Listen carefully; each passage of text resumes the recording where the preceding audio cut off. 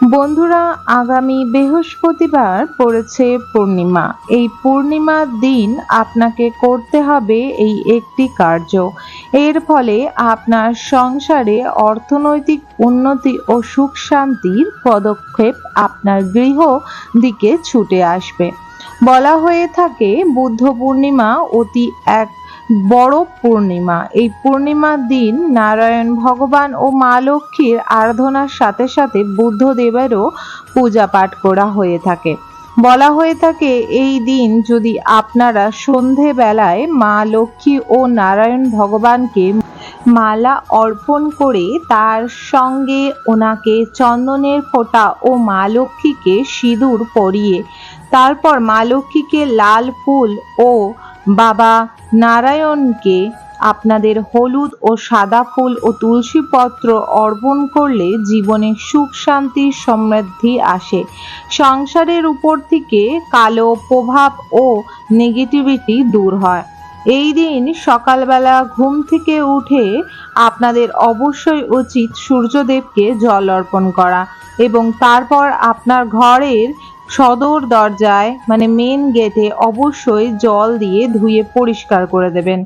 বন্ধুরা, সনাতন ধর্ম অনুসার রোজ করা উচিত এই কার্যটি, যেটি হলো নিত্যদিনে সকালে যেমন আপনারা ঘর বাড়ি পরিষ্কার করেন তার সাথে সাথে অবশ্যই সদর দরজা জল দিয়ে ধুয়ে দেওয়া উচিত। এর ফলে আপনার ঘরের সদর দরজা পবিত্র হয় এবং বাসি ঘর থেকে ঘরটি সুস্থ ও সুন্দর হয়ে ওঠে। বলা হয় ঘরের ভেতরেই ঝাড়ু ও মোছা করলে হয় না, সদর দরজাতেও রোজ জল দিয়ে ধুয়ে দিতে হয় সকালবেলায়। এর ফলে মা লক্ষ্মী ও সকল দেবদেবী ও সুখ শান্তির সমৃদ্ধি পজিটিভ এনার্জি সদর দরজা দিয়ে প্রবেশ করতে পারে। সকালবেলায় সদর দরজায় অবশ্যই ধূপদীপ দেখাবেন এবং সন্ধেবেলায় স্বাস্থ্যমতে আপনারা বৃহস্পতিবার ও শুক্রবার ঘিয়ের প্রদীপ এবং প্রত্যেক দিন সর্ষে তেলের প্রদীপ যদি সদর দরজায় সন্ধ্যাবেলায় একটি করে বা দুটি করে অর্পণ করতে পারেন, এতে গৃহের মধ্যে বাস্তু দোষ দূর হয় এবং নানা প্রকার নেগেটিভ জিনিস আপনার গৃহজীবন থেকে দূর থাকে। সংসারের আলোয় সংসার সুখ শান্তি ও সমৃদ্ধিতে ভরে ওঠে নারায়ণ লক্ষ্মীর কৃপায়। বন্ধুরা, এই দিন সন্ধ্যাবেলায় যখন নারায়ণ লক্ষ্মীর সেবা করবেন সাথে অবশ্যই গণেশ ভগবানকেও পূজা করবেন। গণেশ ভগবান ছাড়া কিন্তু সর্ব পূজা পাঠ অসম্পূর্ণ, তাই গণেশ ভগবানকেও এই দিন পূজা করে নেবেন। বন্ধুরা, এই দিন আপনারা ঘরের মধ্যে হলুদ এবং গঙ্গা জল মিশ্রিত দূর্বা ও আম্র পল্লব দিয়ে চারিদিকে ছিটিয়ে ঘরকে আপনারা শুদ্ধ করবেন। এর ফলে ঘরে সুখ শান্তি ও সমৃদ্ধি বজায় থাকে।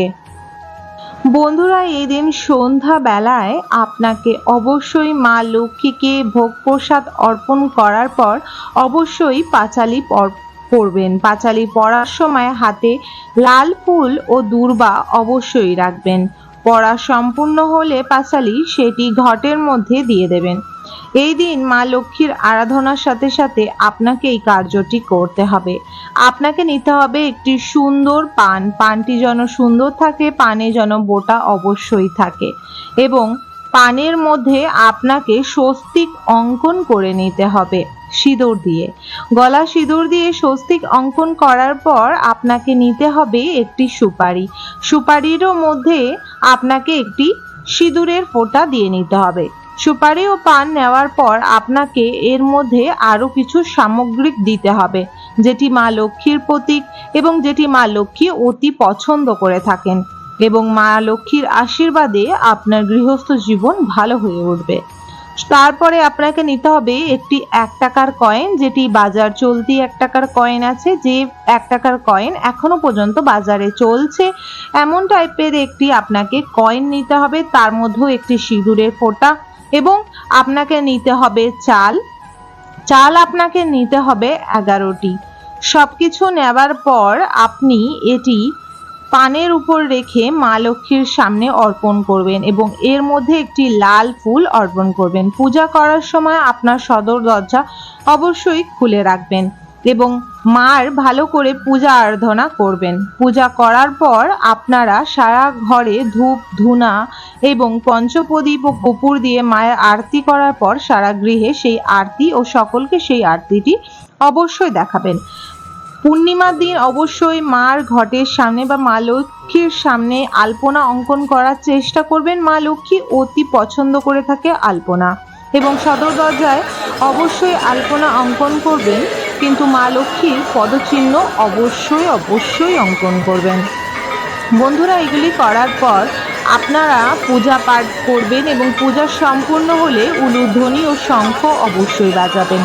তারপর আপনারা কিছুক্ষণের জন্য ভগবানকে ভোগ নিবেদন করে ওখান থেকে সরে যাবেন। ভগবানের ভোগ নিবেদন 5 মিনিট পর এসে আপনাকে প্রসাদ তুলে নিতে হবে এবং সেই প্রসাদটি সকলকেই আপনারা অবশ্যই বিতরণ করবেন। এবং তারপর আপনাকে সেই পান এবং সুপারি, চাল এবং 1 টাকার কয়েনটি নিয়ে নিতে হবে।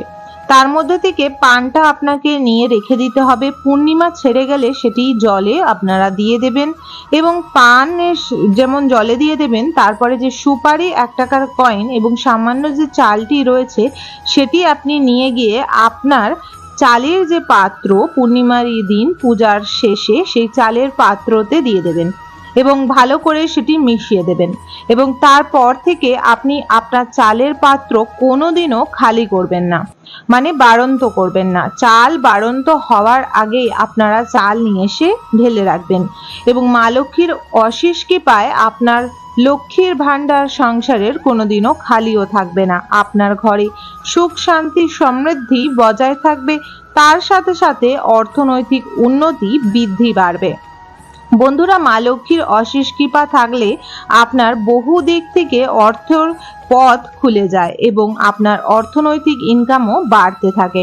তাই অবশ্যই এটি মিশ্রিত করে নেবেন এবং আপনার চালের পাত্রে একটি স্বস্তিক অবশ্যই অঙ্কন করে তারপরে 4টি ওর মধ্যে আপনারা বিশেষ ফুল বা কোনো স্টিকার ফুল জাতীয়, যেটা পদ্ম ফুলের স্টিকার জাতীয়, এমন আপনারা ওর মধ্যে সাটিয়ে দিতে পারেন। অথবা আপনারা বিশেষ করে যখন আলপনা অঙ্কন করেন তখন আপনারা আলপনা দিয়ে মা লক্ষ্মীর পদচিহ্ন এবং কিছু ফুল আপনারা তার মধ্যে অঙ্কন করে নেবেন এবং তার মধ্যে সেটি মেশানোর পর আপনারা অবশ্যই এই চালের পাত্রটি সুন্দরভাবে ঢেকে রাখবেন এবং কোনোদিনও খেয়াল করো এমন সুন্দর জায়গায় রাখবেন যে কারোর পায়ে না লাগে। এবং চালের পাত্র কোনোদিনও নিচে রাখবেন না, এমন জায়গায় রাখবেন যে তার নিচে যেন অবশ্যই একটি পিঁড়ি বা কোনো স্ট্যান্ড অবশ্যই থাকে। বন্ধুরা, এই নিয়মবলিগুলো ফলো করলে আপনাদের জীবন থেকে সত্যিকারেই সর্বকষ্ট দুঃখ দূরে যায়, কারণ মা লক্ষ্মী ও বাবা নারায়ণ অতি পছন্দ করে থাকেন যারা নিজের সংসারকে পবিত্রময় করে নিয়ে যায়। কারণ মা লক্ষ্মী সেখানেই থাকেন যেখানে মা লক্ষ্মীর নিত্যদিনের সুন্দরভাবে আরাধনা করা হয়ে থাকে। তাই ঘরের মধ্যে ঝুট ঝামেলা, অশান্তি পূর্ণিমার দিন বৃহস্পতিবার ও শুক্রবার করবেন না। কাউকে অর্থ ঘর থেকে বা ঘরের তিজোরি থেকে ধার দেবেন না, কারুর থেকে ধার নিয়ে আসবেন না। বিশেষ করে আপনারা শনি, মঙ্গলবার এবং বৃহস্পতিবার কারুর থেকে অর্থ ধার নিয়ে আসবেন না, কাউকে অর্থ দান করে দেবেনও না। আশা রাখবো বন্ধুরা আজকের এই ভিডিও তথ্যটি আপনাদের ভালো লেগেছে। যদি ভালো লেগে থাকে অবশ্যই একটি লাইক করবেন, কমেন্ট বক্সে জয় মা লক্ষ্মীর জয় অবশ্যই লিখবেন। এর ফলে মা লক্ষ্মীর আশীর্বাদে আপনার ঘরে সুখ শান্তি সমৃদ্ধির বর্ষা হবে। বন্ধুরা, অবশ্যই চ্যানেলটিকে সাবস্ক্রাইব করে রাখবেন আপকামিং পূজা পাঠ, তন্ত্রকথা, জ্যোতিষশাস্ত্র, বাস্তু টিপস, টোটকা ও উপায় দেখার জন্য। সকলে ভালো থাকবেন, ভগবানের কৃপায় সকলে সুস্থ থাকবেন। হরে কৃষ্ণ বন্ধুরা, রাধে রাধে, জয় মা দেবী লক্ষ্মীর জয়।